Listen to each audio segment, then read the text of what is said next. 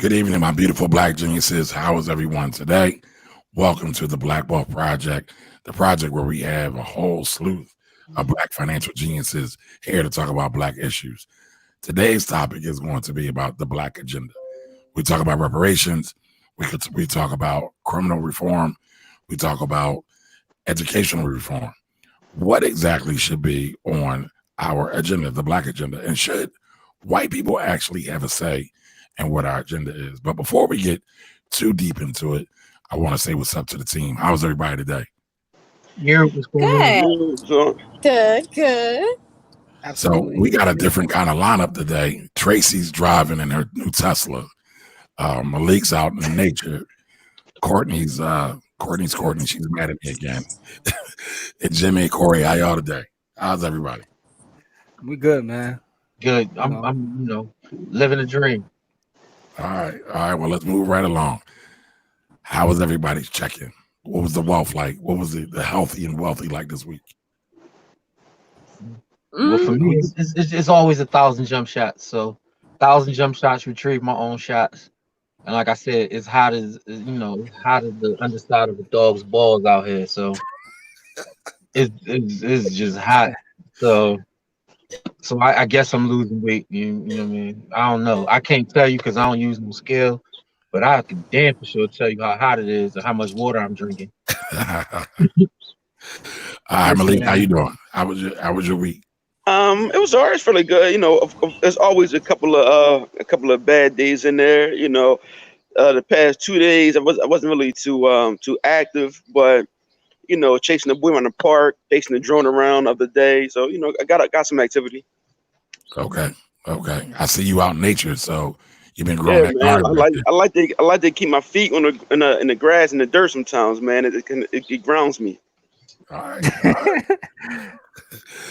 Courtney, I know you rode Peloton this week, didn't you? I did. I thought I was finishing a training program last week, but apparently it's not a 4-week program. It's a 6-week program. So, I was surprised. Just rocking out on the Peloton. I've been walking. So I've been walking because I told you guys I've been doing this like 75 days hard or whatever. So that requires me to do like 45 minutes of indoor or less. Basically 90 minutes total, at least 45 of it outside. So I've been walking. Last Sunday, I did like a 4-mile walk. This Sunday, I was trying to do a 4-mile walk and that didn't work out. So, but I mean, I've been keto. I mean, I'm like 2 pounds away from like losing 60 pounds. I'm super excited about that. Nice. Right. Yeah. And it is what it is. We just rocking out. All right. Oh, where did Tracy go? She says if we lose her, she'll pop right back on. Okay. I mean, I don't even. She must well just chalk it up. I mean, she's on the highway. She got some bars she got to get off. All right, so Camari, I'm gonna tell you about my week because I'm excited to tell you about my week, man.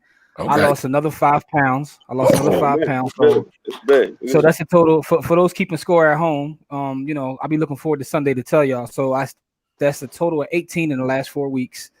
Nice. Got me a 14-day streak on the Peloton. A little salty because I had a 14-day streak that was broken, but then got another 14-day streak. So that one day I would have had 29 days if I didn't miss that one day. But anyway, nonetheless, and shout out to Peloton because the stock is doing amazing for me, just like the device. I put that out there. This is the Black Wealth Project, so got to put that out there. This is the Black Wealth Project. That's true. I mean? I met with the CEO this week. So a Peloton. Stunting. Great guy. 101. Great experience. I'm also a proud stock shareholder of Peloton stock. And I have noticed that I am up 100%. I'm here for it. Same here. Absolutely. Nice. I'm here for all of it. I'm here for all of it. Absolutely. Yes. I'm here for that for y'all. I said I'm glad for y'all. You should come on board. Everybody get Peloton. There's zero chance that's gonna happen. But, hey, listen, I'm happy for y'all. You know what I mean? Like I said it. You notice I put that qualifier on the back of it for y'all. All right. Well, what about you, Camari? What have you been doing? Yeah, I ain't been doing much. I think I got like one run in this week. What about the bike? You said you're out. No bike, but it's a new month, so I'm about to get busy. Tomorrow I'll be out on the road. Let's get busy. What's your goal for the month for the bike? I got to do 100 miles. So we're doing the same thing again. 100 miles on the bike, 25 miles run or walk. So I'll be getting busy. 100 on the bike is easy in a month, though. Yeah, it is. It is. It is. So I'm good. I'm good. Just got to stay active. Got to stay active. But I forgot to say to everybody, happy National Hypocrites Day. We saw what happened yesterday. Saw a lot of things jumping off. Saw some black militia march on Stone Mountain down in Georgia. That was interesting. Mm-hmm. And I just saw. I thought we was gonna say that for the end of the show for the Well, I'm not sure what that is. That's why I said I'm not sure about this week, right? But I also want to say Happy Tuskegee Day because Tuskegee was founded on July 4th. So shout out to all HBCUs. Hey, right. Did you know that Tuskegee puts out 70% of the black vets in the country? I believe that. I did not know that. They put out 70% of the black vets in the country come from Tuskegee. I did not know that. I did not know that. No, I didn't know that either. Now, the other beautiful thing about July 4th yesterday, that it was also the 90th anniversary of the Nation of Islam, Black America's most successful organization to date. So I think that's a great thing. And Minister Farrakhan got on, did his thing as usual, wrapped up at about an hour and then finished like another hour and a half later in typical Farrakhan fashion. But it was a great speech. Did anybody get a chance to catch it?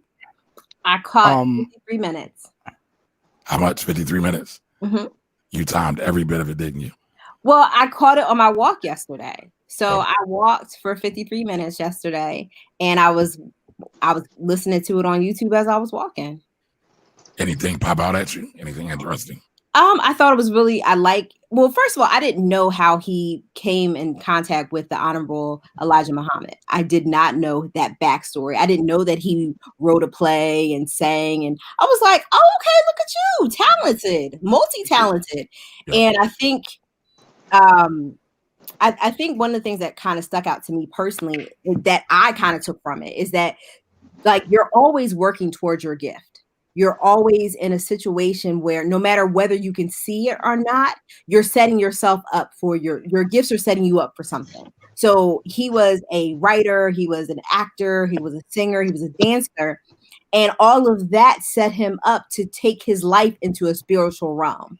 And I thought that was so poignant to me because as a parallel, a personal parallel, I started my career as a stockbroker. I was an investment advisor. I was a high net worth advisor, and I kind of moved into law. But I used all of those things from before I was an attorney to kind of really engage my practice and be the best attorney that I can be with clients. So but I would never have told you that I would do what I'm doing now back then. So I just think it's so poignant to understand that we just don't always put the pieces together. Gotcha. Jimmy, I know you watched it. What do you think? I saw it twice already. Twice? So absolutely, I saw the whole thing twice, man. To me, it's so many like things in there that have to be like broken down, and I don't want to like take our show too long. But what I will say is, what Courtney said is true. That the way his storytelling is amazing. First of all, his skills as a speaker are amazing. Considering he's 87 years old. So the first thing I thought about when he came out is like, he's still out here delivering fiery speeches like this at the age of 87. I can only hope to be, still doing work at 87 to pour into the people. And I'm glad you said it so I didn't have to in terms of the success of the organization. Whether you have the beliefs or not, if you, come from the parts that a lot of us come from, you understand what they have done in terms of building up brothers, right? So as well. But it was a lot of powerful parts that we were talking about before we came on. His conversation about, feeling as though you're better than others, regardless of your status or stature in the world.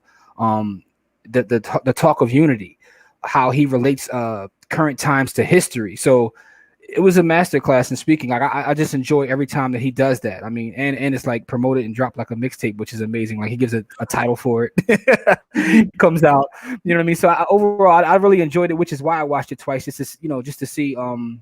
First of all, to write some things down and do my own research and and try to get a better understanding of exactly what he was saying. So, I'm not like a biblical scholar, and I think that's amazing too, because he cites the Bible more so than the Quran. But I like to watch it back just to do my own research and see if I can come up with my own independent thoughts based upon what he said. So I did enjoy it, obviously, if I watched it twice, but I'll leave it at that. It was very powerful, and I think everybody should go take a look at it. The one thing I will say is I'm shocked that it was actually on Revolt's channel. He's been silenced for years, and the fact that they stood strong, because they had opposition when they announced they were going to air it, but they stood strong and put it on there. That was shocking to me. Right. I mean, I think it was dope that Revolt did that. Shout out to Puffy and his team. If you're going to be a black channel, there's no way you can deny the work of the Nation of Islam and the Minister Louis Farrakhan. Going back to what you said, Jimmy, the man's 87. What I took away from it, one of the things I took away from it, was I didn't know he had been suffering with cancer that long. And that just goes to show how strong he is, how much fortitude he has. And there was a couple other things that he said, but the one thing that really resonated with me was when he said, well, it's two things. He said, I am a racist. When he broke down the violin. He broke it down. Oh, nice. And then he said, there are some people who work, right? When you're a violinist, you dedicate yourself to becoming a master at the violin. But he said, there are some people that work for the betterment of their people and their race. He said, so yeah, I'm a racist. I love black people. I want to see them do better. So I thought that was really, really poignant. The other thing I thought that was really, really good was the continuance of the do for self narrative. And what I mean by that is when he said, don't take these folks' vaccinations, right? And I am not the vaccination Nazi. However, when he says we need our black biologists, our black doctors, our black, anybody that studies vaccines and cancer and disease, he said we should be listening to them as well. They should chime in on what happened to our community as it relates to COVID-19.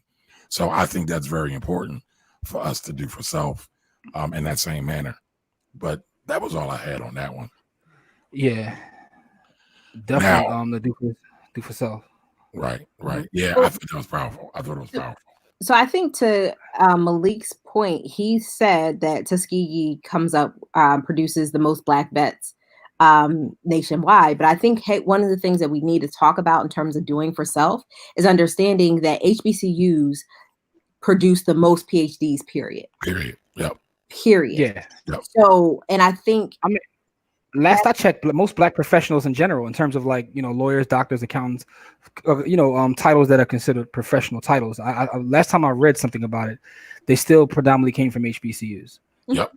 And I think that speaks highly of, I think we've been talking about this whole time about talking about history, understanding history in context, and understanding pretty much a lot of things, as much as things have changed, as much as we have flocked to PWIs, predominantly white institutions. And I'm a product of three predominantly white institutions. Our major thinkers come from HBCUs. Right. Yeah. And I'm a product of a combination. So I got, 3 or 4 degrees. 3. So, but PWI, so HBCUs, the whole 9. So I have the both the experiences, and what I will say is there's no experience like an HBCU experience. And the last point I want to make, Camari, so we can move on about this is other thing that stuck out to me right away is when he talked about the flag, and he's talking about the American flag. And you watched the whole thing, Camari, right? I think it's towards the end. I missed the last 45 minutes. But he starts talking about take pride in that flag. He said, because at the end of the day, this is our flag. We built this. So, don't look at that flag as being something that's racist. He said, when you see the American flag, you see that with pride because this is ours. He was like, so I'll dare you tell me to go back to anywhere because this is my land. And I was like, whoa, he start getting in that bag. And I was like, okay. So, I thought that was very powerful as well. Like this, what we're sitting on, what we're standing on is ours. Don't you dare tell me to go somewhere else. But that talk is fueled by something else, more than just the enslavement of black people here. I mean, when you go back to the lessons, right? The black man is the original man, the Asiatic man. We were here first. Right. We were here first. We were everywhere first. So that's been documented. Right. You might not see Asiatic black man, but you might see African. So, we were definitely here first. So, yeah. But to that point, I think is really important is that when I talk to other people of other places, they'll say, oh, my family, immigrated from Ireland, or my family immigrated from France, or wherever the case may be. And they're like, well, Courtney, where's your family from? My family's from North Carolina, Tennessee, and South Carolina. I tell folks my family's from Africa. So. But my origin that I can actually trace, because during the Civil War, let's be very honest, they did keep decent records, but when they came marching through, they started burning down courthouses. So what was in the courthouses? The records regarding the enslaved Africans. So that I can trace my roots back to North Carolina, South Carolina, and Tennessee. But again, a lot of people can't do that. So again, you're telling me to go back home. Well, I'm home. I don't know where y'all been, but I'm home. You can go back to wherever you come from, because you can actually trace your country of origin without having to do ancestry.com. It's funny because I've done as much research as possible. Oh, I'm sorry. Go ahead. I was saying I've done as much research as possible without giving up my DNA because I'm afraid to. You know what I'm saying? Part of me wants to. And then I also think about the fact that, hold up, so you stole my people and now you're going to charge me to figure out where you stole me from? That kind of bothers me too when I think about it that way. But I've done as much research as possible. And you're right. I trace family back to Carolina and then some in like Canada and Detroit, but it's not really, I can't really do that work without giving up my DNA, which I'm cool on that right now. Yeah, I did it and I regret doing it. What happened? You regret doing it? Yeah, I regret doing it. Why? You can't just put it out there, Malik. Why do you regret? Yeah, you gotta tell us why. No, I mean, because of that, because now, I mean, so ultimately they already got most of our DNA. I want to make it harder for them, later on. And then now you see, like, I think 23andMe, they're asking you to participate in these COVID studies. It's so much other stuff going on. And I'm like, I wish I never did. What did you find out though? That is bullshit. Other than that, like, so I will say, no, I will say this. My mom uses it, and she found like real cousins. Like it's real. Like even when I took it, it matched me to my mom, like very closely because she did before I did. So that was already in there, right? But it's like other distant cousins and like relatives. So it's a lot of other information. And of course, I did it maybe like 3 years ago. I might log back in like every 5-6 months, and there's more people that pop up like second cousin, third cousins, or whatnot. But now they want you to pay to go deeper into the. Before everything was free once you pay for it, but now they want you to pay to go deeper. But my mom is definitely on it. But when they talk about what region of Africa you're from, first of all, it changed. They just like circle. There's like 5 or 6 circles in the entire western seaboard of Africa, pretty much. So you're not gonna find out where you're from by doing that at all, Okay. But you're definitely gonna find people that you're related to. Like some of my cousins that I know that did it are up there. So now it 100% works. And that's why I really don't want to get it. But we've had some problems with our DNA before we move on to our next topic, let's just check in with the audience real quick. So everybody says either Sean or Cena. I'm not sure. Yeah. Tell me how to say your name. All right. Tara said hello. Hey, Tara, how are you?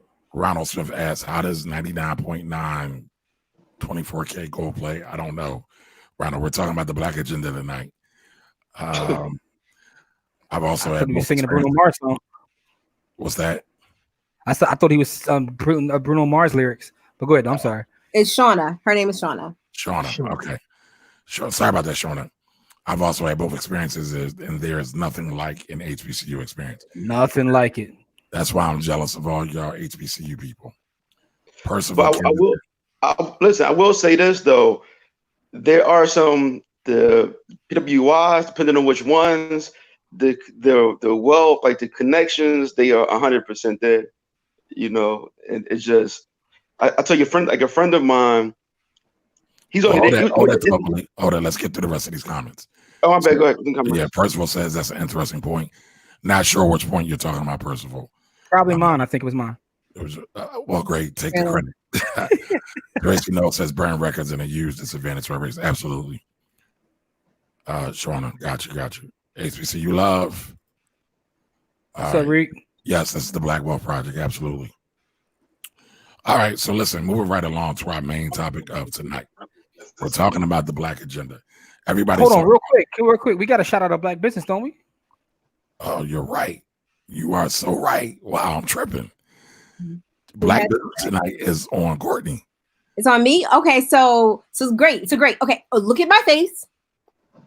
Okay, got it. Okay, we're looking. So, I am wearing the lip bar, which is out of Detroit. I'm wearing Boss Lady, and I also have my eyebrows. You know, they had a little filled in. I can't get to the where I need to go. Oh, it's stressful. Hair is Curl Mix. It's actually a Black-owned company that was on Shark Tank. They were both on Shark Tank, actually, and they're out of Chicago. And I have super curly hair, and it's really hard for me to find something that will tame it and keep it down for a while, because it likes to go free. So, I've been using both of their products. So I guess it's a dual business shout out, but I mean, I'm just so glad to be able to use products that are made by people like me and made for people like me. Now, Curl Mix has a whole line for curly hair all the way up. But again, and I was just talking about this earlier with a young lady on Facebook, is that our hair is not celebrated. And when I say our hair, you know, the closer it is to being straight or wavy, less kinky, coily, the more it's celebrated. So I'm always excited about seeing products that celebrate the full range of the African American or the Black crown. Because it's just, again, we used to like sit and like for Easter and get our hair pressed and like get popped by the grease. And now it's like, no, your curls are fine. You don't have to straighten your hair. And I'm just so excited. There's the Crown Act that's kind of passing around. And I'm just really excited that we're moving past this to be more accepted as in our total person. So shout outs to the beauty brands that are Black owned. And I'm so glad that, you know, I'm able to use you and continue to pump you up and bring you guys joy like you do me. All right. That's awesome. That's awesome. All right. So now moving along to our main topic, the Black agenda. So I want to know from the audience, what do y'all think should be on the Black agenda? We are at a very critical crossroad right now, and we're seeing a lot of things take place. We're seeing corporations pander, but we're also seeing some corporations put up, and they're putting their money where their mouth is. But now I guess the next question is going to be, how do we really move forward and enact and start to push for real change? So I'm really interested to see what the next step is going to be. And without having an agenda, a unifying agenda, we don't know where we're going. So it's time for us to put that together. So Corey, I'm interested to hear your opinion on this. First we gotta address the 13th Amendment. That has to be addressed. So whatever agenda we have has to address the 13th Amendment. It has to address the clause that allows for basically free labor in jails. We have to address that. Secondly, we had to address how public education, especially in Black neighborhoods, is funded. Especially by, a state like Pennsylvania, where, we provide like 75% of the budget for the state, but we only receive 33% of the funding back as far as, what we need for education and stuff like that. So we have to address how that is, how that is done. And, we have to address all things money, because, part of the reason why there's a wealth disparity in this country is because we didn't have access to it. So whether it be through reparations or through the Bob Johnson 2%, or I think was it Bob Johnson or was it No, it was Robert Smith. It was Robert Smith. The Robert Smith 2% solution. However that's addressed, they need to address that money situation, because they put us in a position where we can't, we wasn't able to get our chicken the way they was. So they need to rectify that. So I'm to keep it short and sweet, those are my three that Gotcha. they need to get addressed. All right, Malik, I'm coming to you next. Okay. What do you think? All right, yeah, that's good. You know what, Corey? I'm glad you said that. I didn't really think about that 13. That is a really powerful one. But so this kind of goes back to our conversation 2 weeks ago about who should fund the movement. It's like, okay, I think education and opportunity, but we need money for those things. And so there has to be some form of reparation, you know, and not just honestly, even if they were to address it in the tax code, you know, I'll be okay with that rather than just straight checks, right? Because we can figure out how to get money of a consistent basis from there. And 100% like the court system and legal system, you know, and just the fact that, you know, in Philadelphia, was it like 25% of the city budget is paid for law enforcement, whether it's the police or to house people. And most of it was like, it's like 60-70% of the people in prison are just there because they couldn't afford bail. So like that's those things, right? So there's the education part, there's the bail part, then, but I think most of the other stuff. Oh, and also I don't know if you paid attention to like politically, but Mississippi, they actually have the electoral college situation for their local or their statewide government, and that's also going to be addressed because they don't even have one man, one vote in Mississippi. It's all done by electoral college, and your district that you vote in, they do not have to vote for whoever the area votes for. But it's my 30 seconds. I'll come back later on to ask stuff. I can go on. So I want to get to the next person. Gotcha. Courtney, what do you think? Yeah, I think Corey really hit on my major points in terms of educational funding, changing the way we fund education. Education currently is funded by property taxes. So when you have a function of redlining, you have a function of urban areas, they're going to be assessed lower than outside in the suburbs, which means the tax pool and the available funds for schooling is going to be significantly less. So especially in a place like Philadelphia, which is the 5th largest city, but the poorest big city in the nation, you know, that's going to adversely affect our educational system, which adversely affects our population, which adversely affects our city's GDP, which is our gross domestic product, or our city's domestic product, which kind of comes into a snowball. Additionally, dealing with the 13th Amendment. So the 13th Amendment, to put some color on it, and thank you so much, Corey, for bringing it up, is that 13th Amendment abolished slavery except for being convicted of a crime. So here we are, you know, marching along, and we get convicted of a crime, and then slavery is then allowed again. And that happened more starkly right after, like during the Jim Crow South, during the Black Codes, like right after the Civil War. But it still happens now with the war on drugs.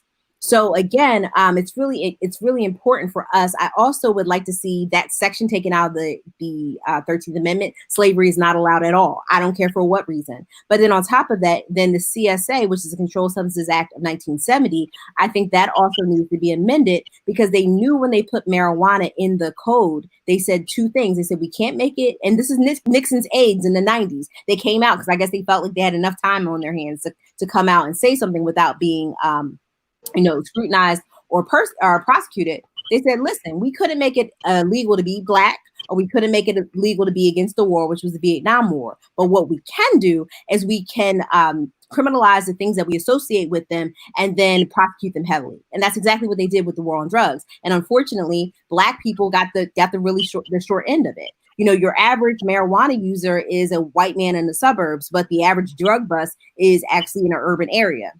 Huh? Oh, okay. No problem. So again, that's exactly what happened. So until we're able to get rid of all of the nonviolent drug offenses, then that's part of the process about the Black wealth agenda. Like, let's get rid of those, because they shouldn't have been there to begin with. So all the marijuana offenses should be gone, especially now that everybody and their cousins getting money off of it, except us, because we don't have the ability to get into the process because we don't have the capital. But on the other side, if you have a felony, you can't be involved in the process at all. And what part of the game is that? So those are the things that I think are really important to change. Absolutely. I mean, y'all really laid it out there. There's not a whole lot. But Jimmy, well, let me say a couple things real quick, Camari. I was coming to you. Oh, my fault. I thought you forgot about me, good brother. But anyway, about you, Jimmy. The whole time that all this pandering is going on, I've been saying the same things. What we need are equity and power, right? So how do we go about getting the equity and power, and where does that come from? I think reparations has to be on the top of the list. And I understand exactly what Malik is saying about in the tax code. And I saw a great comment as well from Tariq in the chat as well. He talked about FHA loans, but I think it's straight cash. So interesting experience. I was watching Hamilton over the weekend, and amazing play, by the way, not historically accurate, but still an amazing, entertaining play. But one of the things I was watching, taking from it, is they were talking about land and acquiring land, and thinking about the fact that my people weren't even able to participate in that. And some of the wealth that was being generated back then, at the time they were talking about during this play, is people are still eating off that to this day. We have to be made whole. So we have to be made whole. I think education is very important, but education is too general. So to get into more specifics, is education about a lot of things, whether that's financial, health wise, as we talk about Black wealth, health as well. We need to talk about security. Whatever we do build, because I'm all about independence, right? So whatever we do build, we need to figure out how to keep it secure. So there's a lot of conversations that have to be had. And in anticipation of the show, I went around and read different agendas on different websites, whether that was ADOS has one, NAACP. A lot of people have different Black agendas. And the thing about that is, because we're not a monolith, and I know you hate that saying, Camari, but we're not. But we still have to figure out some things that we can all agree on, right? And I think that when we talk about reparations, when we talk about education and security, those are things that we can agree on. And Corey brings up an excellent point that I didn't think about as well, which is the 13th that has to be addressed. That absolutely has to be addressed, because, it's been used unfairly, and it's a form of slavery, right? So you say all these things you want to say about celebrating this over weekend, but people are still enslaved to this day. So that has to be addressed. But I feel like reparations definitely have to be the top. We have to be made whole, because you're talking about a several hundred people. Let's put it like this. I'm in a race and I'm giving you a head start a couple centuries. We're not talking about a year or a decade. We're talking about multiple centuries. Like, we have to be made whole. So, like Malik said, I can go on and on, but I'll leave it at that and get some input from our audience. But we have to be made whole is my point. Good one, Jimmy. Like I said, y'all kind of clean the plate off. There's not a whole lot left. One of the things I would say is we definitely need educational reform. Kind of piggybacking off of Courtney, it's not fair that your zip code dictates the level of education. I will say this, though. I think we need two agendas. I think we need an internal agenda so we can get on code, and we need an external agenda that we present to the world. I don't understand why we don't support our own businesses. I don't understand why we don't invest in our own businesses. Yes, you could say we don't have the capital, but at the same time, there is 1.2 trillion. Now, when you 1.2 trillion of money circulating in our community, when you look at that, that's not a whole lot. But the fact that it goes out the door faster than it comes in says a whole lot. So, no matter what we do or what we have in terms of an agenda, if we're not unified or somewhat unified, or at least believe in some of the same core principles and will work towards some of those same core principles, nothing else will really matter. And so for our internal agenda, I would say the number one thing is we have to figure out a way to work together some way, somehow, because nothing else matters after that. And they'll just keep doing what they do. Throw a little bit of money out there. Some people will take it. They'll divide, they'll conquer, and we'll keep moving forward. But once we get to a place where they can't do that, things will be a lot easier to push forward and to have unification. Says a whole lot. So, no matter what. So I don't know, somebody else is playing my voice. But, that's all I had to say about that, because, I agree with everybody that's on the panel tonight. 13th Amendment, prison reform, criminal justice reform. I will say this last one. We definitely need to get equal representation under the law. But that is going to take a long, long time. But let's check in with the comments real quick to see where everybody is doing. So somebody wants to know about the investment, right? What was the name of the company you were investing in? Peloton. Peloton, right? The symbol, this is not investment advice. Hold. But the symbol is PTON. Peloton. So Peloton, just for a little background, is hold on, Courtney. Let's stay on topic.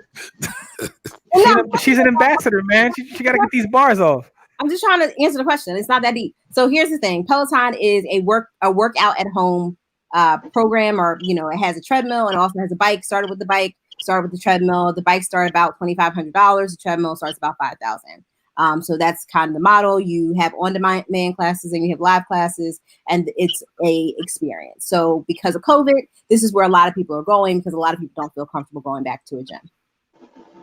Gotcha. Ronald Smith says gold is wealth. Okay. Love the lip bar. I have Curl Max in the cart. Yes, the 4Z hair. Vanessa Bragdon. What's up, Vanessa? Shout out to Black Mama T.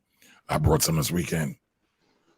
Move away from consumerism. I agree with that, Bradley. We need equity. Equity. Yes, sir. More wealth discussions. Ronald, we're here every week, every Sunday, 7 p.m. We talk about wealth in one way, shape, form, or fashion. Mm-hmm. This is actually a wealth discussion, folks. It doesn't matter how much money you have in the bank. If you cannot defend that money in the bank, it doesn't mean anything. Mm-hmm. Jared Lewis said, inclusive education. We have to educate our children on their history as well. Amen. And to that, Jared, I totally support that. Yeah, man, listen. Tariq said, one suggestion is acquiring equity via way of home ownership, FHA loans for Black people, 0% down, 0% interest. I'll take 0% interest. Could you imagine how many white folks would be like, I'm Black? Yeah. Chris Gibson says, hi. All right. So, hey, Ronald, I saw your comment about the company you're promoting. Listen, let's slow down on the self-promotion, bro. Interact with the conversation. Mm-hmm. No one is in prison because they couldn't post bail. Getting rid of cash bail. Yes. That's the one. Cash bail, yes. Yeah. Absolutely. All right. We need to be in positions of leadership where we can impact from the top. Once we get there, we need to put on everybody Black and qualified, of course, especially fields that are traditionally white dominated. Shona said that. I'll take that. Yep. All right, hit me up when you want to talk. Wayne Terry Jr. says, if not tax-free for life, at least 10 years of not being taxed will help us. I agree. But listen, I thought Courtney was going to jump on this. What's that? Courtney, you got something to say about tax code? Well, the tax code is a cheat code. I mean, I say that all the time. People think I'm playing, but I'm not. But in terms of if not tax-free for life, but one of the things is on tax-free is that we need to increase our income. I mean, that's where I was going. I cannot have taxes on $30,000. Okay. I mean, not that that's a small amount of money, but one of the things, and I think Vanessa talked about it in her comment, is she shared that we have to produce more. We don't really produce a lot. So I think it's about putting ourselves in position where we have the ability to increase our income. And then when you slide that, we're not going to pay taxes for 10 years. Got it. Got them. That's the way you do it. But we have to do it. It's not. And I think one of the things that we're talking about with everything that we've been hitting is that it's not one solution. It's not kind of like the magic key or, I don't know, what is it? There's other stuff like y'all know what I'm talking about. Like, like the thing that kind of just opens up everything. There's Pandora's no Rosetta Stone. Huh? I'm sorry. Rosetta Stone. Yes, or something. Like no, you guys aren't getting it, but that's fine. That's not what I was thinking about, but it's fine because.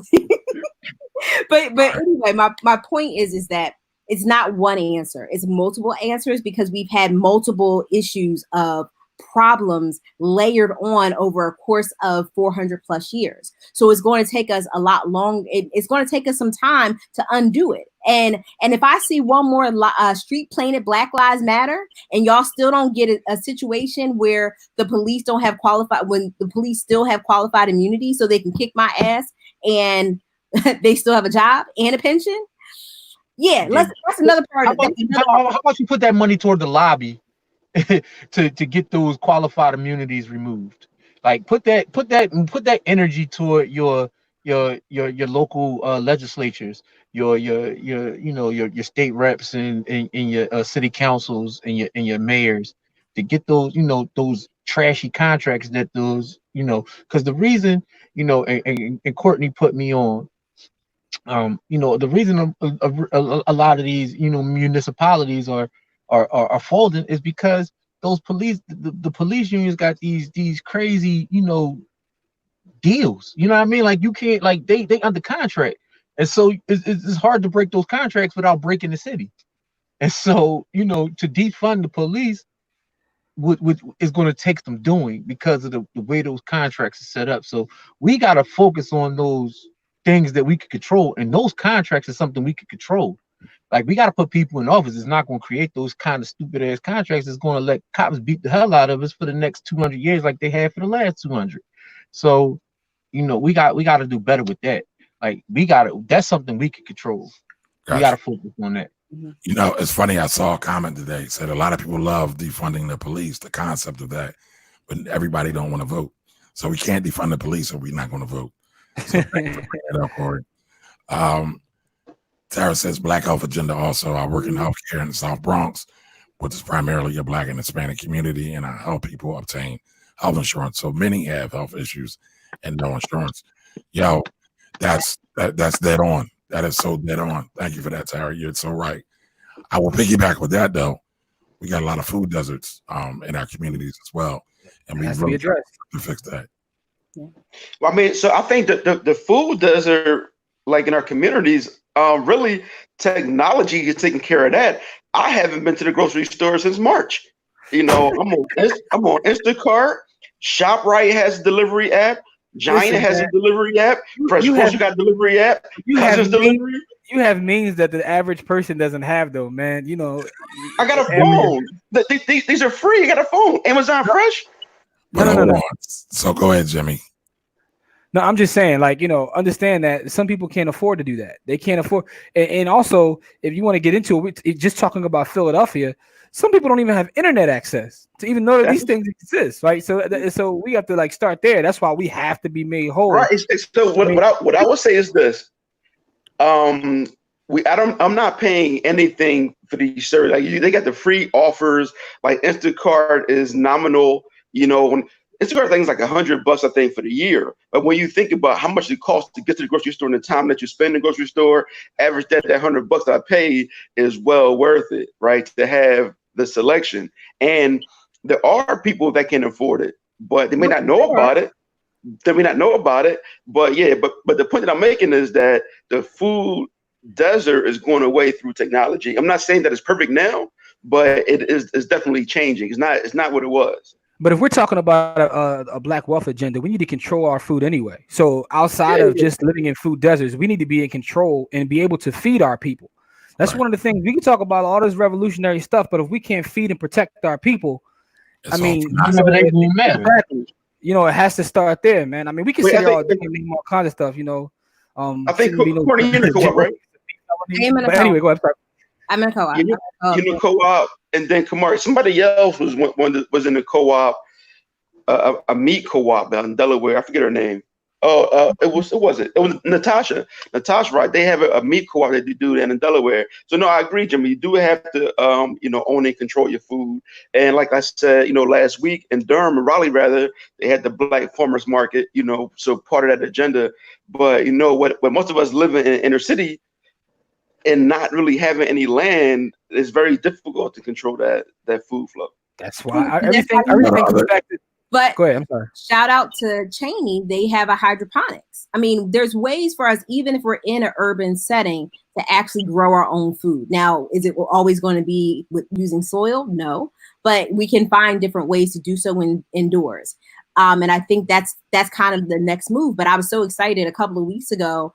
I was at Giant, and I saw some basil, and I pulled it out, and it had the Pennsylvania agriculture information on it. But guess what? It said Cheney University. I was like, and it may not be a couple of weeks ago. It might have been like a little bit more than that. Everything was the pandemic. But again, I was so excited to see that.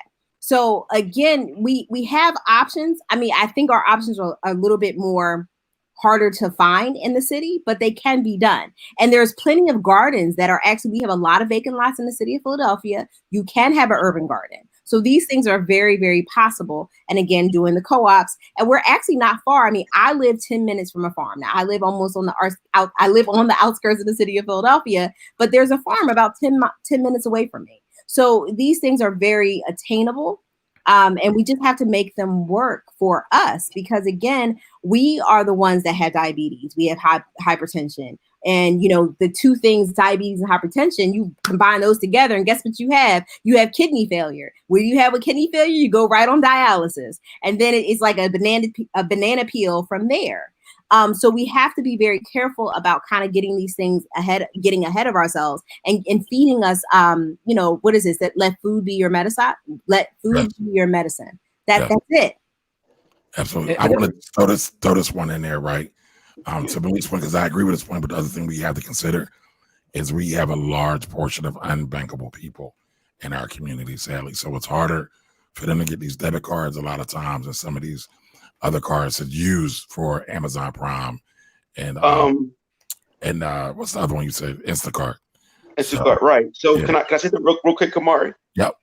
Just to, once again, technology, Cash App, you could use your credit card number within Cash App. They give you one. You have to get one first, though. How are you getting money? They're not banked. How are you going to use a bank card if they're not banked? Wait, I can't hear. How are they getting their money into Cash App? Yeah. No. So, Malik is right. Okay. You're right. No. Malik is right. There are ways to get money into that card, but like Jimmy was saying, it's harder. It's a lot harder. So, we just have to be mindful of that and start to put our mind around how we can work around issues like that. But and so part of it, it's going to be a challenge to get everybody on board, but we have a way larger portion of people. I'm going to say this. There's a scenario. I don't know if I already spoke this before, but there was a scenario. There was a person. I don't know. I'm not saying who it was, but there was a person who was buying food stamps, right? And the person they were buying the food stamps from, they gave the person that was buying them, they got a vegetable card, and they gave that to them for no charge because they never used the money that's given to them on their vegetable card. So they sold the food stamps, but the vegetable card they gave away. So it's also about like choices and it's about education, right? So what I'm thinking is this, though, right? So we're talking about all these different technological services, and I agree they do exist. And if we're going to use them, it's incumbent upon us that has access and understands how to educate the others. But what I'm talking about is we need our own Instacart. We need our own Amazon Fresh. I'm thinking more independence as opposed to just trying to show people how to fix what we currently have. We need our own, so we have to be made whole. So it shouldn't be an Instacart. It should be, it should be like we should be talking about black and mobile, right? That's our solution right there. Going to other black-owned establishments. So now that's kind of the tip I'm on. I agree with you 100%. And really, I don't think that's hard to do. It's just that once you find the black farmers, set up the app, like the app is already designed. Just take it, redesign it. People can order from the app and get it delivered the next day. That's not a difficult thing. It's just who's going to take the initiative to set that up. And the crazy part is, Camari mentioned something we started about the current climate we're in, where we have a lot of folk that have paper looking to spend with black-owned businesses, right? So we need to be able to strike while the iron is hot. I was just reading a story about a black-owned restaurant that just opened in DC, and they make amazing food allegedly, and they got so overwhelmed with people spending their guilt money, but also our folks trying to support them. They had to shut down because they couldn't take all the orders. So my point in saying that is we're at a time right now where we need to be taking advantage of the current climate we're in and building up our own infrastructure. So it all goes back to I'm sorry, go ahead, Camari. No, go ahead. Finish that thought, Jimmy. No, I was just saying that right now is an opportunity for us to really get together. Like, we're not going to get everybody on one fell swoop, but for those that understand what's going on, we need to be building. Like, you can't save everybody. So don't waste your time on social media every day arguing with folks who still don't believe what happening is actually happening. Just go out there and build. Go out there and build and take advantage of the opportunities that are present right now, because we need more builders in our community overall. And this black agenda, and what I'm talking about in terms of us being made whole with reparations, that has to happen too. We need people fighting on that front. We need people fighting on all fronts. So I think that those that understand what's going on, we should be building right now. Absolutely. All right, so Jared says, I think education has to be a part of the agenda.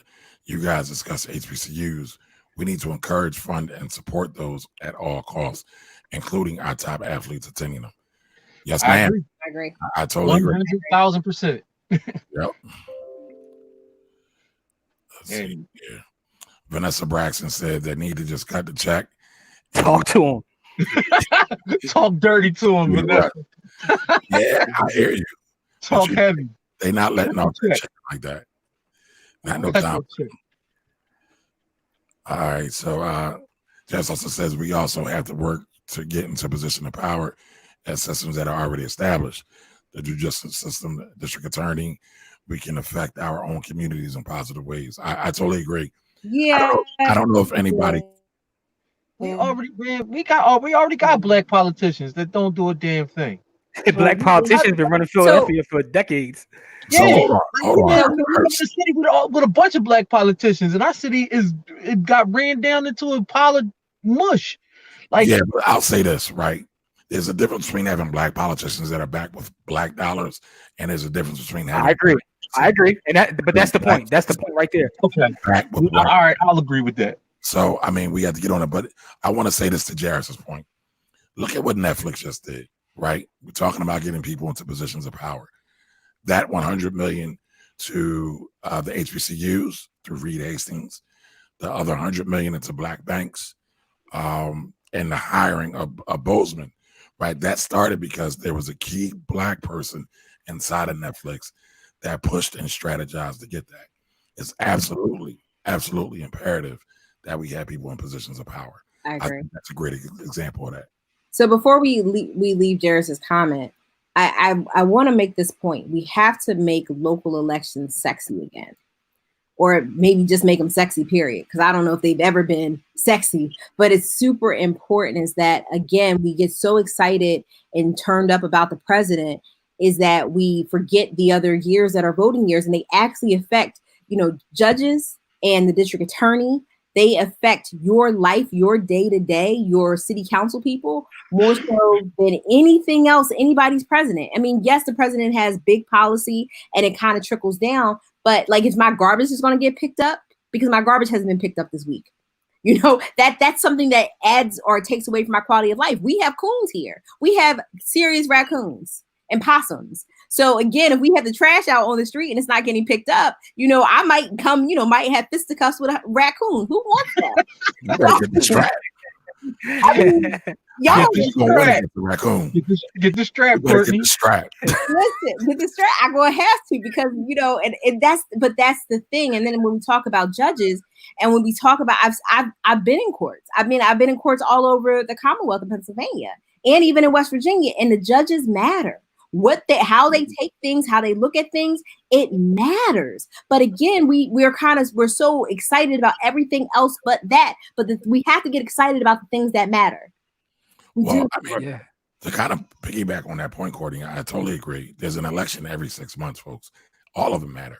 And I don't think we recognize that. I was talking to somebody and they said the Republican strategy was over these last 8 years with Obama was to get every Republican in office, whether it's dog catcher, whether it's city council, from the lowest to the highest. And they did that, and they built a base of power, which is undeniable at this point, right? And you see what they've been able to do, not just on the federal level, but from the federal down to the local.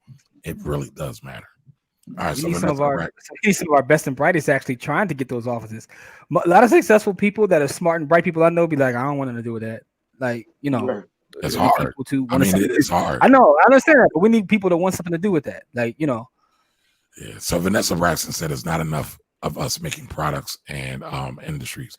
Vanessa, shout out to you for your Roland Martin interview.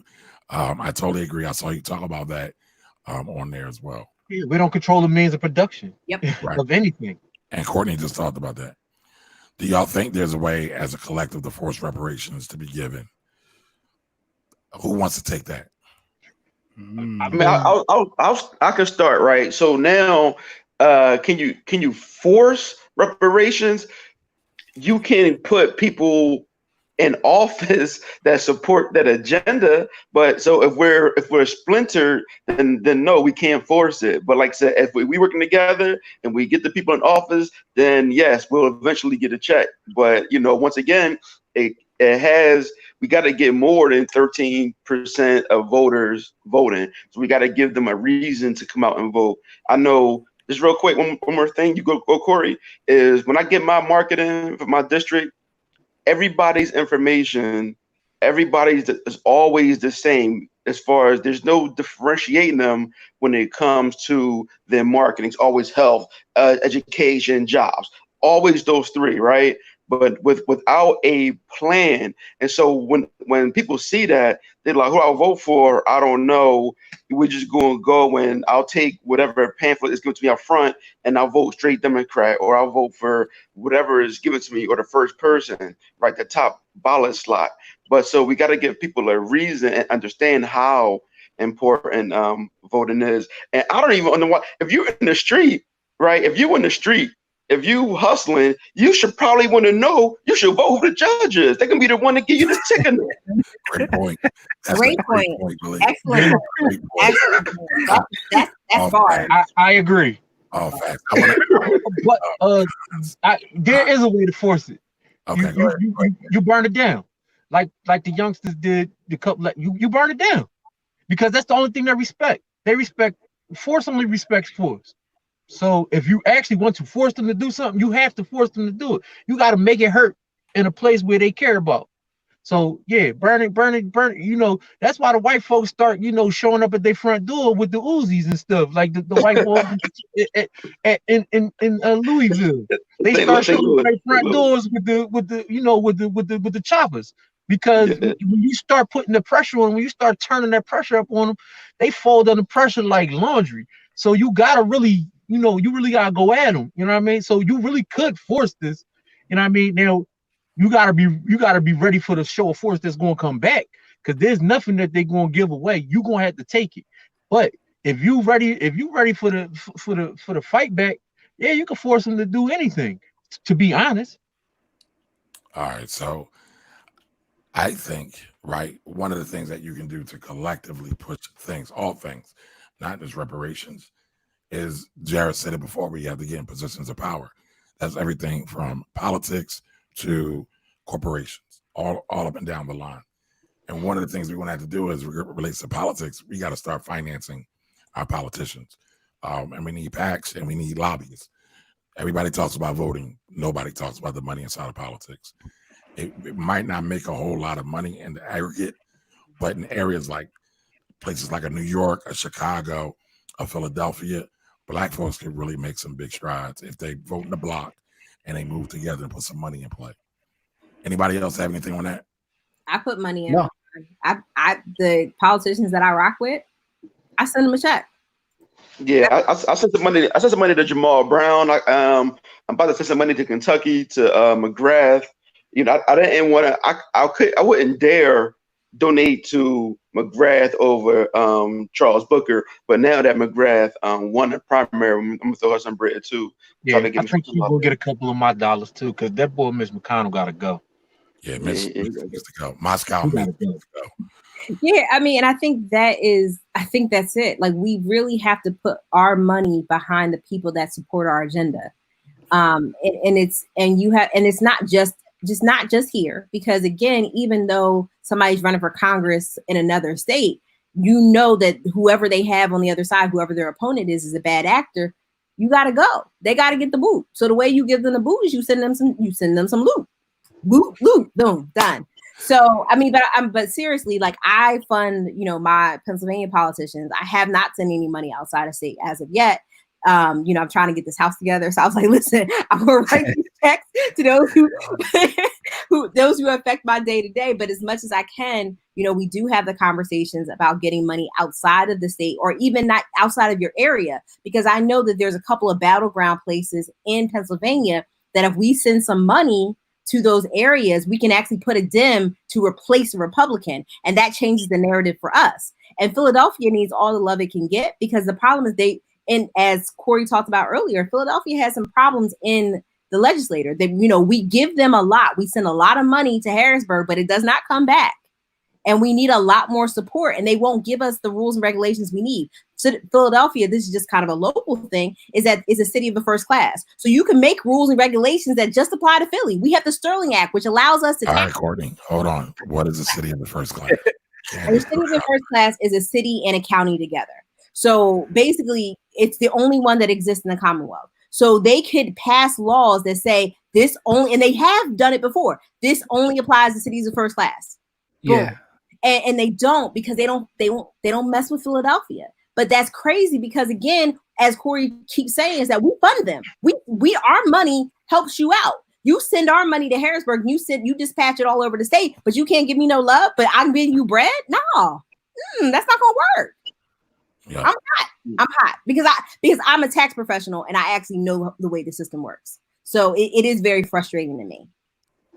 All right, so Tara, I think that's cool. I think that's a good point. I guess somebody can somebody identify some of those weaker seats and like Luzerne County, like some of these other Western counties. Mm-hmm. All right, so let's get back to the comments, everybody. But yeah, Malik, I think that's actually a great idea. Fresh Taste said thanks, and Vanessa says equal representation comes in when we get the check to pay who we want in political positions. Yes, send that check. We can do what we need to do. Cut the check. Cut the check. Cut the check. So, all right. Florice Gregory, what's up? How you doing, Florice? There are people working on this. They've been at it since Occupy Wall Street. It's a long haul. BLM came out of OC. That team is still at it. It is a process. Big change is based on the people, not the politicians. I agree with that. That is what we're experiencing. I agree with that, Florice. But I will say this. The people got to be on the right wavelength. We got to be on the right path, because a lot of us are splintered.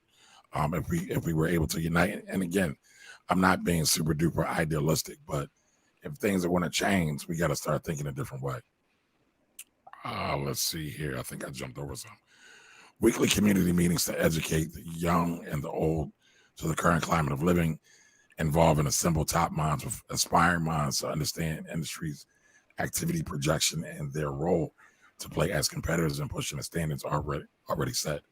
Leaders exchange their current audience from the community meetings to legislative halls for the conversation of change to be steady on the agenda until the law is signed. Hey. Okay, so that was your commentary about how to force change. So I agree with that. I skipped over a couple and I didn't realize it. I think the system got jacked up. Oh, Tara said, great point for me. I got a great point finally. You missed one. Oh, there it is. Thank you, Paris. Thank you. I mean, I think you skipped over, mine, but that's cool. Oh, I did. All right. I saw some great points. Oh, there we go. Thank you, Tara. And Vanessa says, yes, we need to build our own, but someone has to set it up. Yeah. Wait a minute. Wow, where did all these come from? Yeah, we definitely need architects. Like, I think a lot of times we put these ideas out there, but who's going to create it? Like, if I want to build a house, I got to call somebody up. I'm like, I need you to call an architect. Huh? But she's saying we need an architect. Yeah, we gotta have somebody we have to have these minds. And I think I'm biased, but Black people have the best minds here, period. We have the best minds. I mean, if you look at all of the things that have come out of our community in terms of how we live our lives. I mean, we have the stoplight, we have, open heart surgery. We have so many things that have changed the way the world lives, and it came from this soil. So, I mean, these brains. We have it. We just have to use it in the right way. And that doesn't mean that we have to stop consumerism. Like, I can still get a pair of J's and still, fund my politicians too. I can do those things, but I have to be. If you have more income, though, that's the thing. Exactly. You got to have more income. You can't do that with $30,000 because you got to feed yourself, and then you know what I mean. So that's the point that Vanessa was making earlier. Ms. Braxton, she was saying, look, we got to get the income. That's why they got to cut us the check. Because if we're gonna do all of these multitude of things, we gotta get that check cut so we can. Because everybody is not on the same level financially. Right. And as far as financial education, which is why we're important, the people who are in the financial education, the people who are on the front lines of business, you're in the courtrooms, we all in doing professional things. That's what makes us important. Because if we're in the mix and we understand these things and then we teach them to our people, then every person we teach has an opportunity to do the same thing with somebody else. So, we got to get in, these that's why these discussions are important.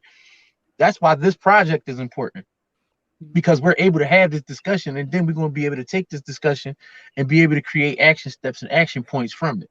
So it all starts with the discussion. And so I'm agreeing with a lot of the things that people are saying. And as far as, with the architecture, and then, we also have to, we need an architect, but we also need we need that money. We need that cake. You know what I mean? Yeah. And Corey, to your point, there are people out there doing the work. We need to support those people, right? Yeah, so sure. the whole thing when people say, what about black on black crime? That bothers me so much, because there are people out there fighting on the front lines on a daily basis about that one thing. Not just that, with everything. A lot of the things we're talking about, people. Well, black on black crime doesn't exist. Right. No, I get that. I get that. Proximity. Right. It's proximity. I get all that. But what I was saying is, that's exactly all of the things we're talking about. Like, there's organizations and people doing work, but we need to make sure that we're supporting those people as well, right? So people that have infrastructure set up that are like, working with our kids or working in the communities, cleaning up the communities, we need to make sure, as part of our agenda, that we support the people that are actually doing the work. So, to harken back to what Minister Louis Farrakhan said yesterday about a lot of us thinking that we're better than. So a lot of our professional class become professional class and thumb their nose up, right? No, we need to work as a collective. So our professional class needs to actually fund the people doing the work that needs to be done for our people overall. We need to start operating as a community. That's part of the process. I saw someone mention that too, like we need a community. Right. Something said that. So I think that's very important. Right. Let's get back to these comments. Don't want nobody to feel left out. I thought this is a very interesting one from CH. I know it sounds old school, but we really have to get back to investing in skills for the Black community. Booker T. Washington, we have to be able to invest and build in our communities. So, CH, when you say investing skills, are you talking investing in skills? Basically, right. That's what I was going to have. Investing in skills, like investing in trades skills and things like that.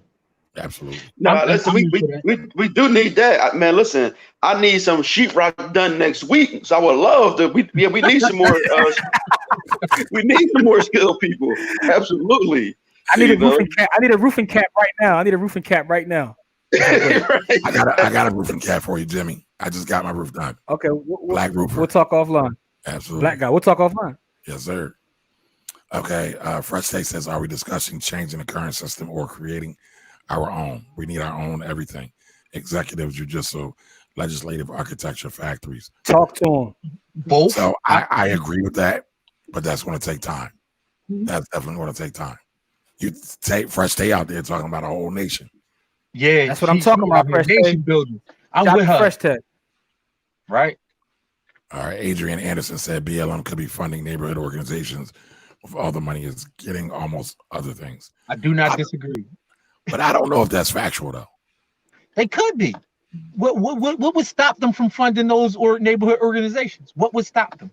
BLM at the end of the day still a coalition of organizations. I know they have their own 501c3 now, and they're getting, or is it 501? I forget exactly what it is.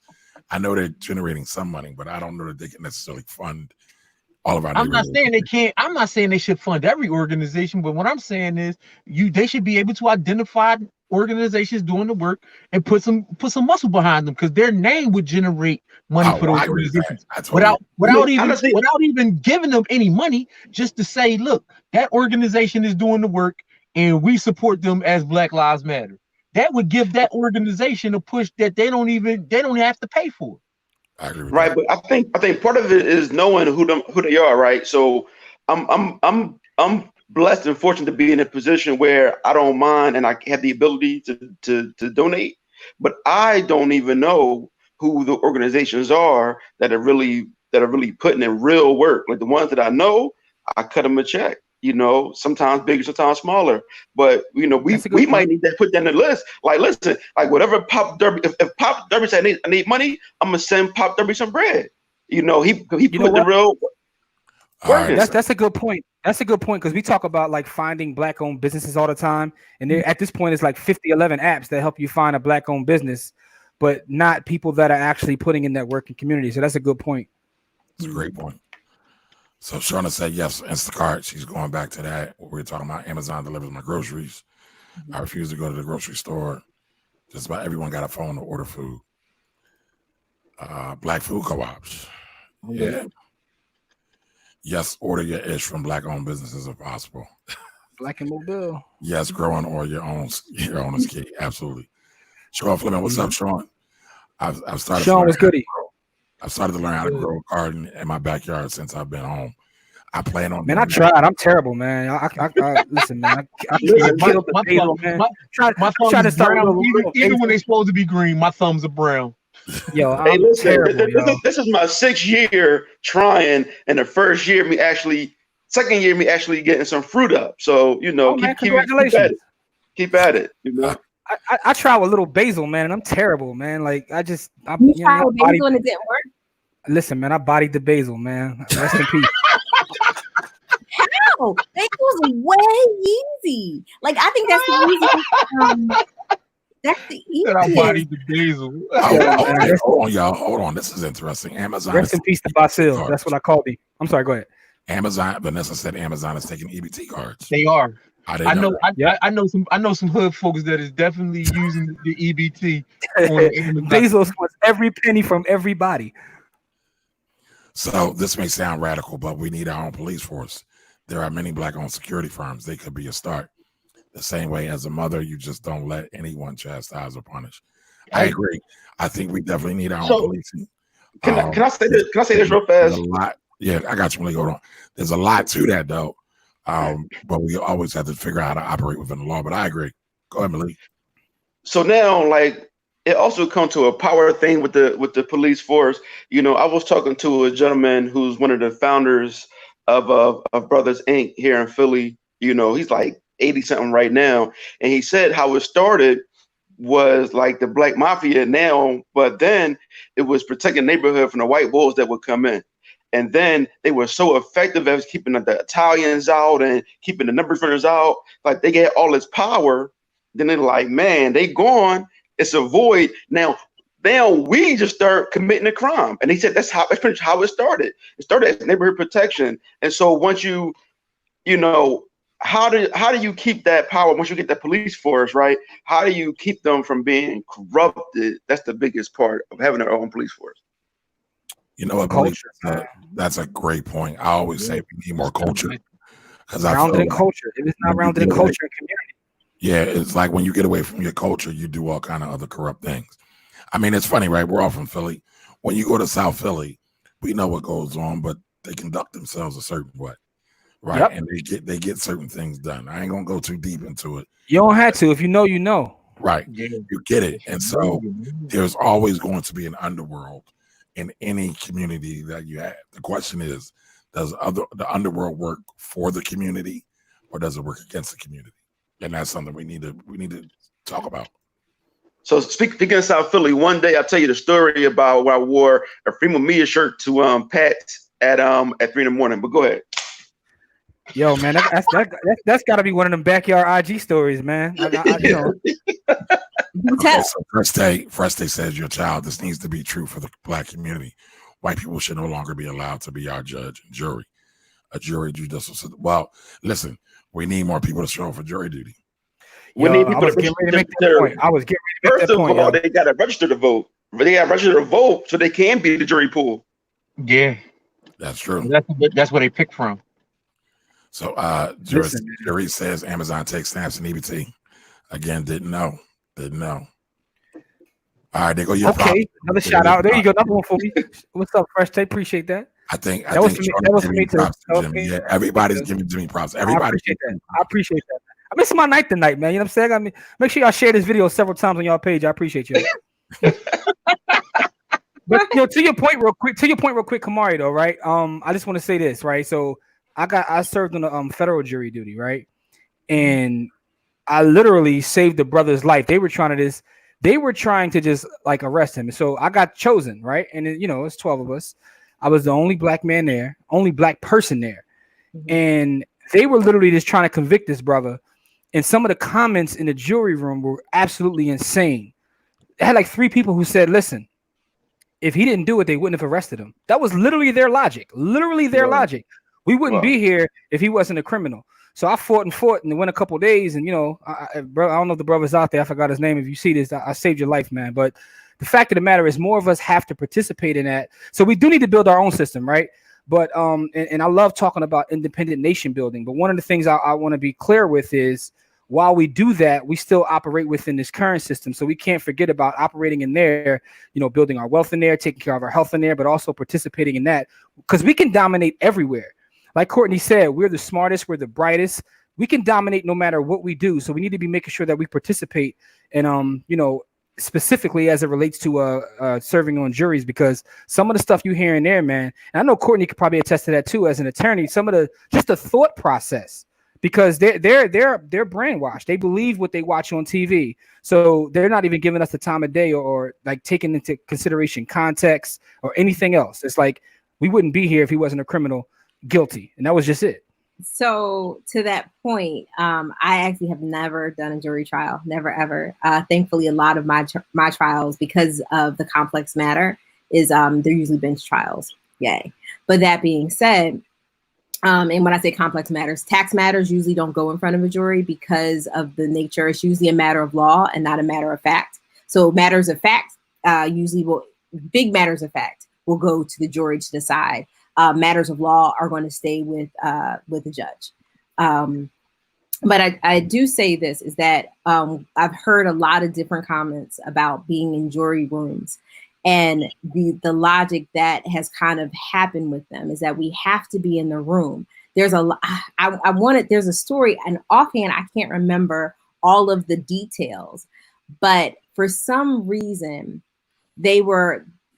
it was a federal trial, and whatever happened did not make sense based on, if you knew the community or you knew whatever they were talking about, you're like, that doesn't even make any sense. But again, if you have a jury of your peers that's actually not your peers and not from your community, they wouldn't even know the holes in the story.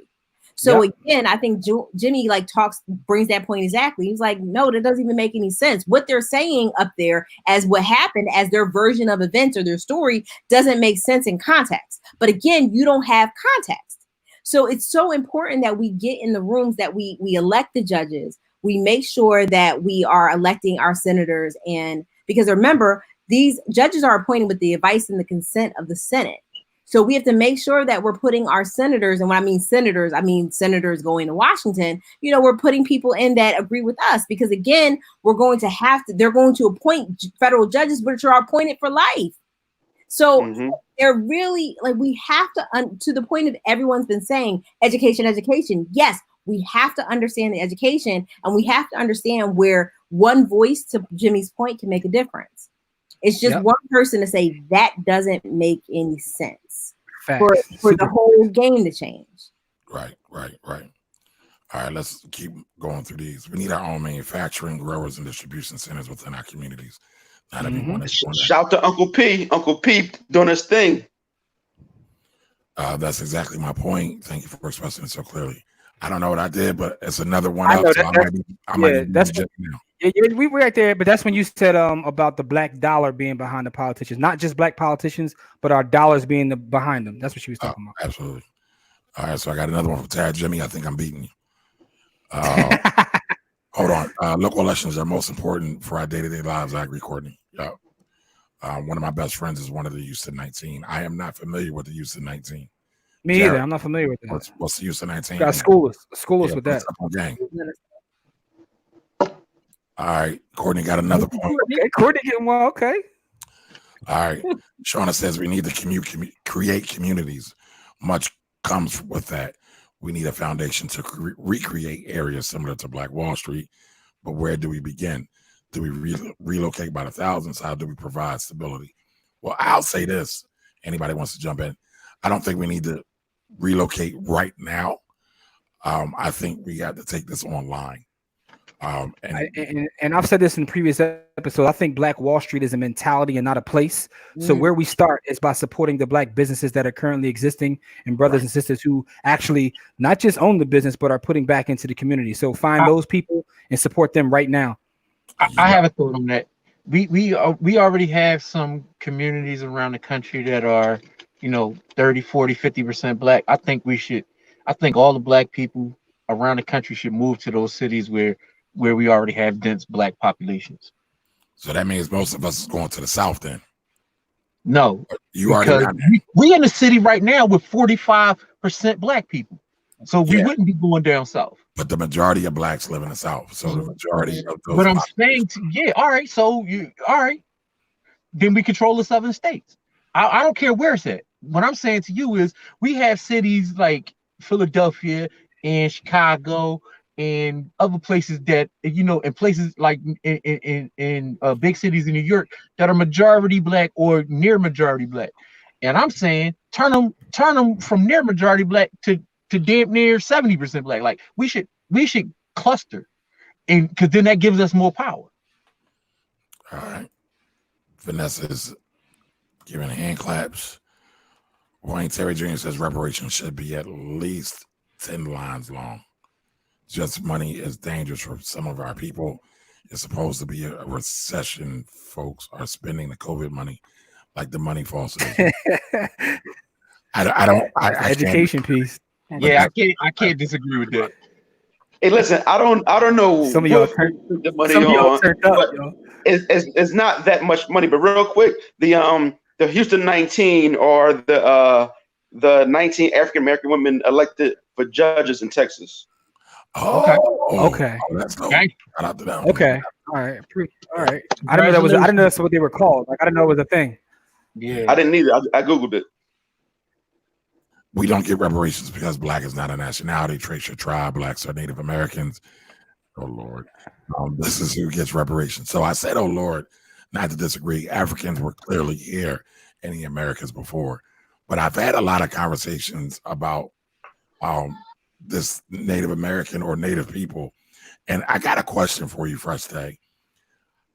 When did we become Native American and not African? So I'm really curious about that. Is that just based on where we're born or where our lineage traces to? Okay. Fleury says there are people working on. We did this comment already. Yep. They must have just threw a whole bunch of comments in. Because our audience has been on fire tonight. We got a lot of amazing comments. We do. We have some really good ones. I think there was one about a wealth question that was really, really good. Okay, so Vanessa Braxton says, heck no, I'm saying no. Well, he didn't say not NY, right? He just said where we cluster. I don't know the breakdown for Black, white, Latino, and other nationalities in New York. Okay. Marquis says local elections have a stronger impact on your communities than the presidential. Marcus, but you know what though, man. I think part of it. I think blacks and Latinos who pretty much Black should probably work more together anyway, man. It's like we shouldn't be. That's a whole other show. Don't even go down that. Don't even go down that right now. That's a whole other show. That's a whole other show. Get some more of these comments up there, man. Get some of these comments up there. That's a whole other show. They're not almost Black. Most Latinos are actually Black. They have African descent, so they're Black. And I agree. I agree with Malik's statement. We don't have think tanks. Yeah, we do. This is a think tank, Chris. There are a lot of Black people that are mental level intellects that can brainstorm ideas and vet various political candidates that will have our interests in mind, among others. I know. He means on a big scale. Like I was joking, Corey. Yeah, I got it. I'm pretty sure we probably pretty sure. I went to Nashville when I was a student in government years ago. My college. We went to Nashville to Tennessee State University, and they had the Black College think tank where a bunch of Black colleges all over the country came there and talked about solutions. I actually got a chance to see Sonia Sanchez and Bobby Seale and a bunch of other places on that campus for that weekend. It was an amazing time. And I don't know. Actually, Will Bronner was there too. You know, he from Howard, he was there, and we get a lot of information out of that. But I don't know if they still do it. But that Black College think tank was an amazing experience.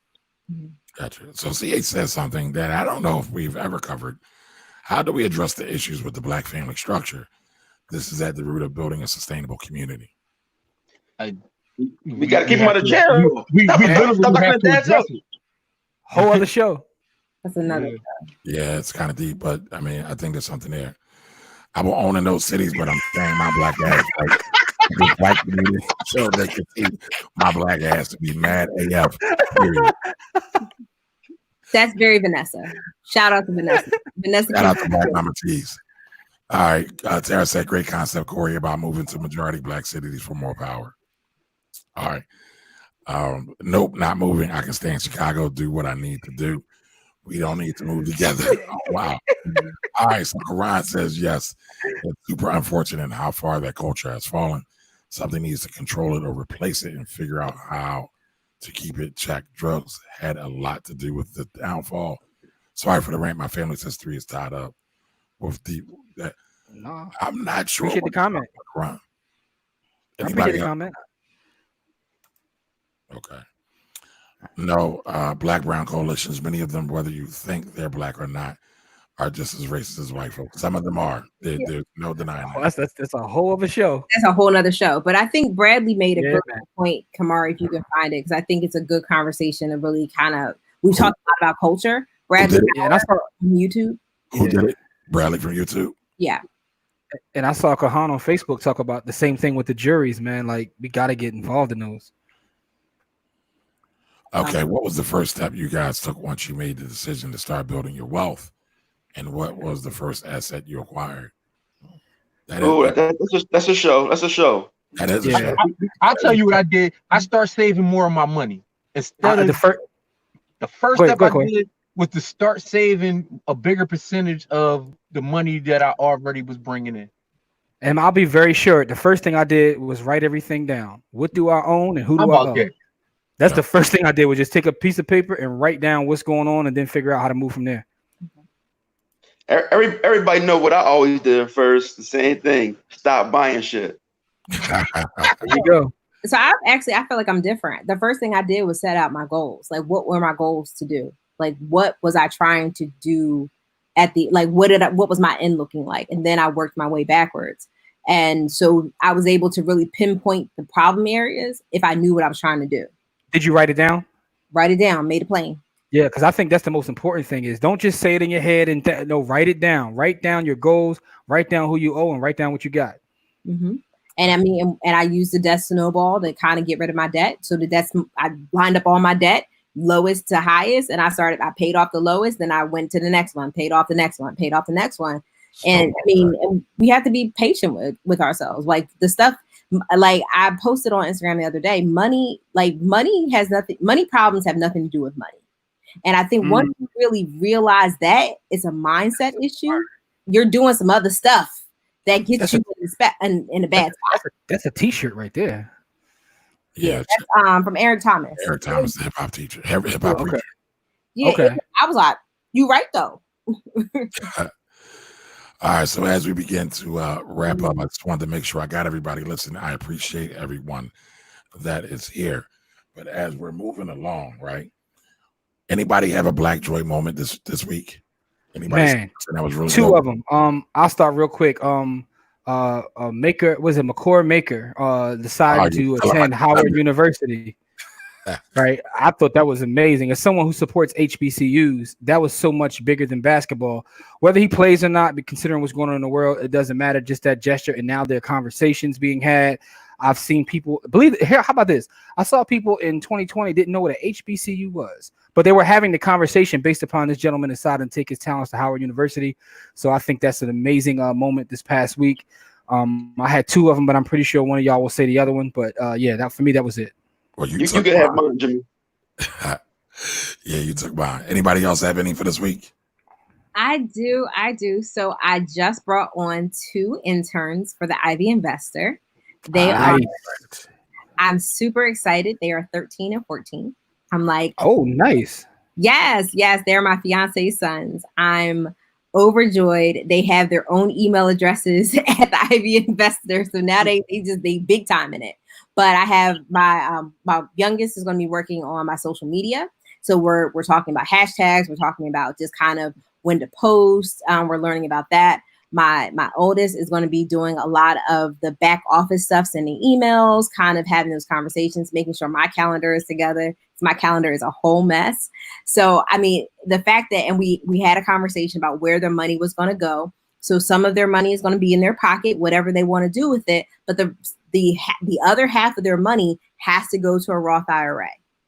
And I talked to them about it, and they conceptually are like, okay, Courts, that's what they call me. They're like, they kind of get it, but we're going to keep talking about it, because I think these are the times that we're going to have these conversations that make a difference. It's like, yes, you're going to get this money, but you're going to understand you're not keeping all of it. Some of it is going to go away for another day.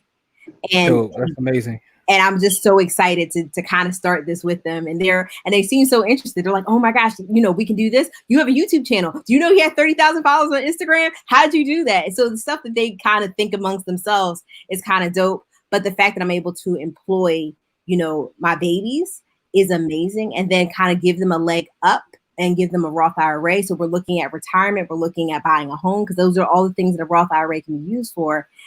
I think is a game changer. So I think those are things that really give me some joy. And congratulations. Congratulations. Yeah, that's very dope. That's very dope. Anybody else have anything? Man, listen. Y'all not gonna mention the brothers in Georgia, Stone Mountain, Georgia. Nah, I think that was kind of false bravado. So I'm not. I ain't derived no joy from that, because I think they was okay. No, I respect that. I think it was kind of a stunt, because there's real action that's happening out here in these streets, and they went and stunted up in Stone Mountain, Georgia, on some white boys. Like, it's real action happening out here. Go stun on that. But anyway, I'm not gonna poop on them, man. They showed up in force. It was 1,000 of them gathered up. So I just thought the visual was amazing. That's to me. I don't even like, for me, honestly, I don't even know like what their end goal was or what they did. I just thought the visual looked amazing. It wasn't well thought out, so I didn't derive any joy from it. Understood. It's funny, right? I was thinking about that, Corey, and making that my black joy, because I did enjoy the visual. However, if you really are going to battle, are you really going to announce it to your enemy?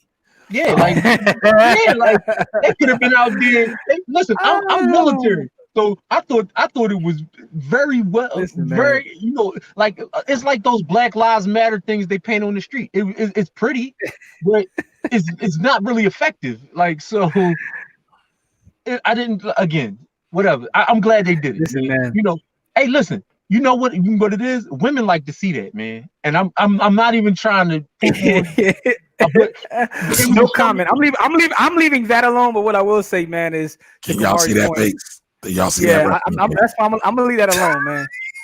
I'm gonna say what it was. I'm gonna say what it was for, because that's what dudes do. They flex for the ladies. That was like showing a peck for the ladies. Camari, to your point, man, Sun Tzu taught me that all warfare is based on deception. So that's a valid point you made. Yeah, but I didn't want to poop on it, because I do think symbolism matters. Symbolism absolutely matters. But yeah, I don't know. I know, but without prolonging the show, just what that did right there, we when it comes to like physical like warfare, we gonna lose that. We're gonna lose that every time right now. We don't have the weapons. We can't afford to buy the bullets. Yeah, okay, you got 1,000 guys with guns, but they out there training. They know how to shoot their guns. They out there in the woods right now, popping off. And they got bunkers. They got trucks. They got. Come on, man. That's a losing battle to show that. Yeah, it was like I said, it was poorly conceived. Listen, I told y'all, all warfare is based on deception. I learned that from Sun Tzu. And what I learned from Marlo was our people need to tool up. That's right. The last thing I gotta say, Marlo.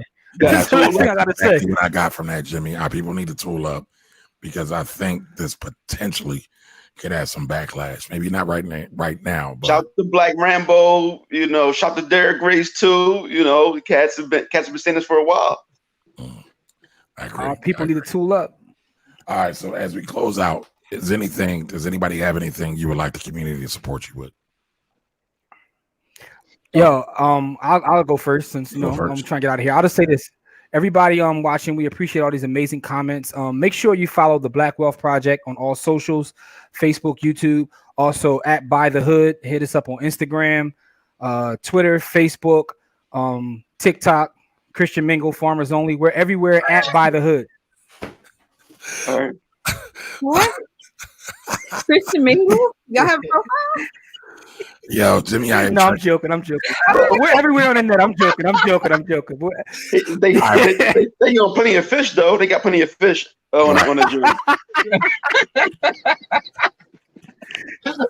Hey, so no. So listen, what I really do need, some organizations that's really putting in real work. That need a couple of dollars or just need some help. I like to get a list of those, or somebody could, send them to the Black Wealth Project page or meet directly. That'd be cool. If somebody can also identify some of these weaker seats out in Western Pennsylvania, I would like to know that too. And those are things that I think I want to work on right now. Okay. Corey, you got anything?